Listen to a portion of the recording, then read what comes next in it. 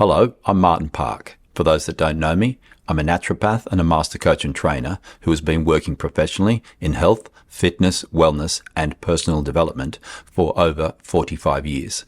If you are someone who is interested in learning how to maximize your overall health, well-being, and performance, then welcome. Today, we're diving into a topic that's probably made you feel guilty at some point in your life. That voice in your head that whispers or sometimes shouts, "Get on with it, you lazy." You can add in your own bit after that, but I know what I usually say to myself. Maybe it pipes up when you skip a workout or cardio session, or perhaps when you order takeaway food instead of cooking, or when you spend a Sunday binge watching your favorite shows instead of meal prepping, doing your homework, or spending time with family or friends. The common definition of laziness is simple. Laziness is when you avoid work, effort, or responsibility. Basically, you're not doing what you're supposed to do when you're supposed to do it. But here's the thing. What if that laziness you feel isn't what you think it is? What if, instead of being a flaw or something to beat yourself up over, it's actually something that has been hardwired into us over millions of years of evolution? An unfortunately outdated survival instinct still messing with you in a world it wasn't designed for. What if I told you that laziness, as most people think of it, doesn't actually exist? Let's unpack this, because understanding the truth about laziness might just be the key to unlocking your personal success alongside your health and wellness potential. Let's start with the possible myth of laziness. Your brain and body are the result of millions of years of evolution, and one of the fundamental rules of survival is don't waste energy, conserve it. Think about it. Our ancestors didn't have the luxury of 24/7 fast food or the ability to take a nap whenever they wanted. They had to conserve energy for survival, whether it was dealing with famines, harsh winters, or escaping predators. The more efficiently they could conserve energy, the better their chances of survival. In a world where food was scarce and danger was everywhere, being lazy, or more accurately, being energy efficient, was a superpower. So it was our ancestors who managed to conserve energy effectively, who were the ones who survived, and they are the fortunate ones who passed their genes down to you. Fast forward to today though, and that lazy energy conserving mechanism that is still hardwired into you is now showing up when you're deciding whether to go to the gym, whether or not to tackle that pile of laundry, or mow the lawn, or clean the apartment. And that's because your energy conserving superpower is now operating in a world it wasn't designed for. So the question is it really laziness, or is there something deeper going on? Let's break this down, and there are 3 parts to what I call the intrinsic survival mechanism. Part 1, most of the time what we call laziness is actually the brain doing some complex math on energy expenditure.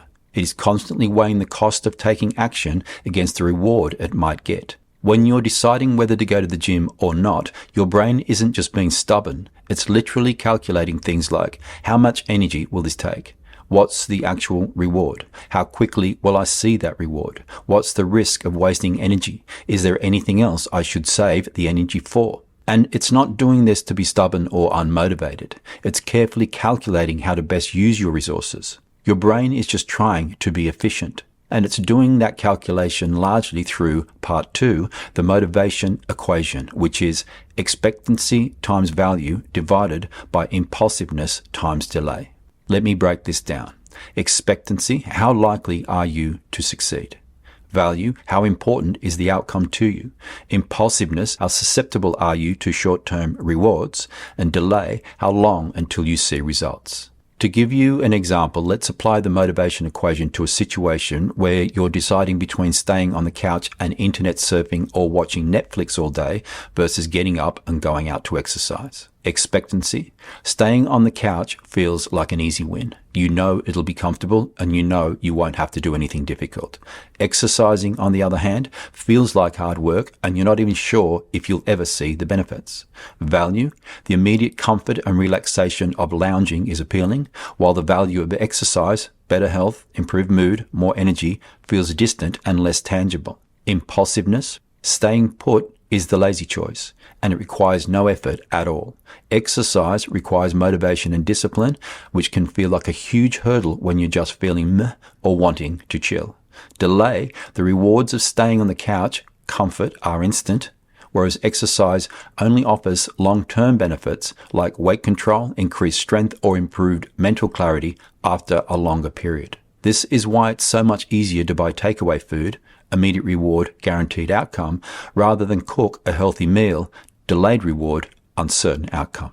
And finally, it's important to recognize that sometimes what we perceive as laziness is simply our mind and body signaling the need for rest, reflection, or a shift in priorities, which I call part 3, the protection response.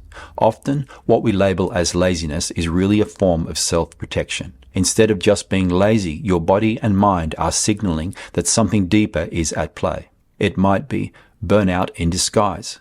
You've pushed too hard for too long and your energy reserves are empty. Depression masquerading as lethargy. When your mind feels heavy, even the smallest task can feel like a mountain. Anxiety presenting as avoidance.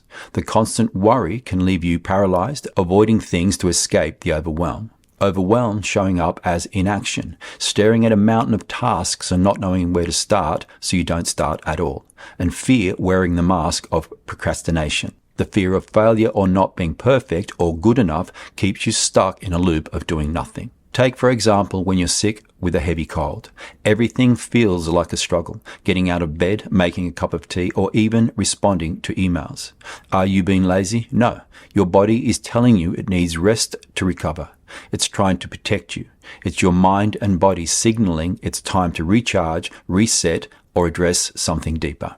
Learning to recognize these patterns as part of the protection response will help you reframe laziness as a clue to what you possibly truly need: rest, support, or even a change in perspective. Now, I know that some people might say this whole idea of laziness as a survival mechanism is just an excuse. People today have it too easy, so stop overthinking and just do the work. You're not lazy, you're undisciplined. And I get it. There's a valid point in that. We've all heard the advice to just push through or get on with it. And there's truth to the idea that discipline is key. But here's the thing. Taking the time to understand why we feel lazy doesn't mean we're making excuses or avoiding the issue.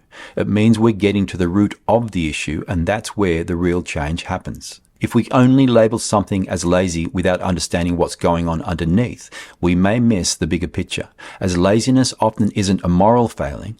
It's a response to burnout or emotional exhaustion, which needs to be respected, or we're just operating with outdated software in a modern world which needs to be rectified. So does it really matter if you're feeling or being lazy? Well, it depends. If laziness is a sign your body needs rest or is trying to protect you from burnout, then yes, it's absolutely worth paying attention to. If laziness is just a temporary lull or an excuse for avoiding discomfort, then yes, it matters in a way that could be holding you back. It's keeping you stuck. It's keeping you from moving forward in areas of your life that matter to you. And in that case, it's up to you to reframe it and take action. The truth is, laziness doesn't have to be viewed negatively. But how you respond to it does matter. Understanding what's behind your lack of motivation, whether it's physical, mental, emotional, or just plain old procrastination, will make all the difference in how you move forward and ultimately reach your goals. So, in the grand scheme of things, it does matter.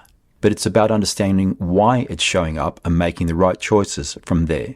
The key is figuring out whether you need rest or a push to get moving. Both are valid responses, but recognizing which one you need is where the change happens. And as a quick side note, for those that are wondering whether they are lazy or not, I have this simple tip. Take a look around at your apartment or bedroom or workspace or whatever area you are solely responsible for and ask the question, is this area tidy and clean and in order?